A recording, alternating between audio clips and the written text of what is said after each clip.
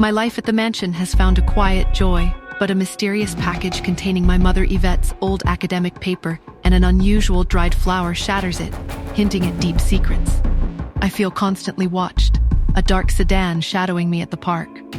Meanwhile, a bitter Tina York orders her spy to frame Lisa Black for plagiarism. Joel reveals a shocking truth from Uncle Ian. The Guardians are a secret society, and Yvette hid a key to immortality within me. As I grasp this terrifying reality, I discover a tiny listening device hidden under my desk. Who planted it? What's the key to immortality? And can I trust anyone now?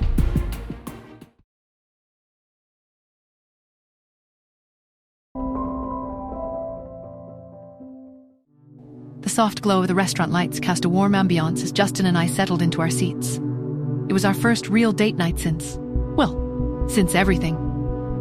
Chester had taken the kids for the evening, a thoughtful gesture that felt like a quiet blessing. "This is nice," I said, a genuine smile spreading across my face. Justin reached across the table, his hand finding mine. "It is. It feels like a breath of fresh air. How was your day? Anything chaotic happen at home after I left?" He winked, clearly referencing our morning breakfast circus. I laughed. Surprisingly, no. Pete and Cherry were actually angels. They spent the afternoon building what they called a super-secret spy headquarters out of every blanket and pillow in the living room. Chester looked utterly bewildered when he arrived. "That sounds about right," he chuckled. Pete's always had a knack for turning ordinary spaces into extraordinary adventures.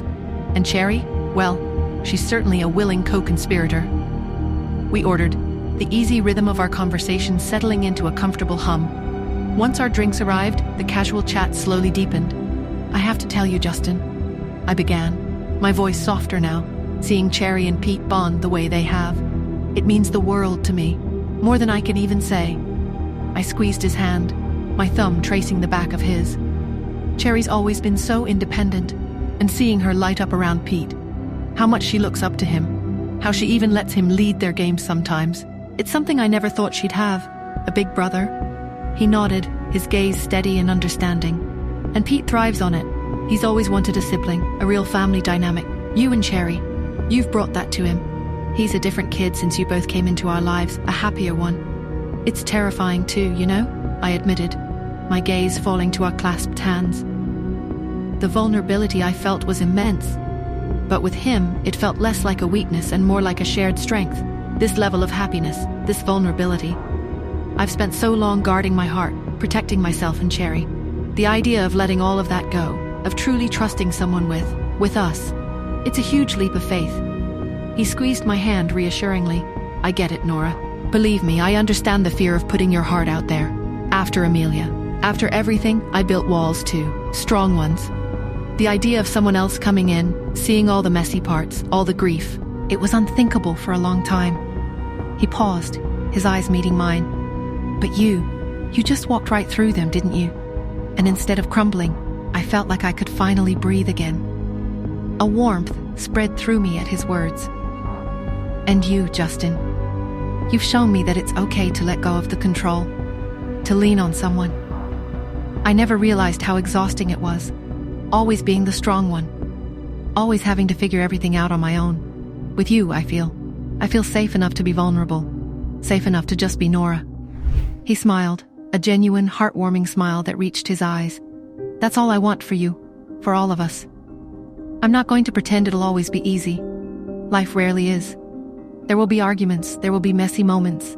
There will be times when Pete and Cherry decide that living under one roof means every single toy they own needs to be in the exact same room at the exact same time." I laughed, imagining the chaos. "Oh, I'm sure there will be plenty of those. But I promise you this, Nora," he said, his voice dropping to a low, earnest tone. He leaned slightly forward, his eyes never leaving mine, intense and sincere. "I will keep you safe. I will keep Cherry safe, and I will keep Pete safe. Always. Forever. You, the kids, us. We're my world now, and I will protect our world with everything I have. I'll fight for us, Nora, every single day." His words, a solemn vow whispered across the table, resonated deep within me, settling a quiet strength in my heart that felt both overwhelming and utterly right. The flickering candlelight seemed to amplify the promise in his eyes, a promise of a future I was finally brave enough to embrace. It all felt so wonderful and impossible. Will this newfound happiness and security stay for me and my children? Will me and Justin finally be in it for long? Or will external threats ruin my life again? Hi, Nora here.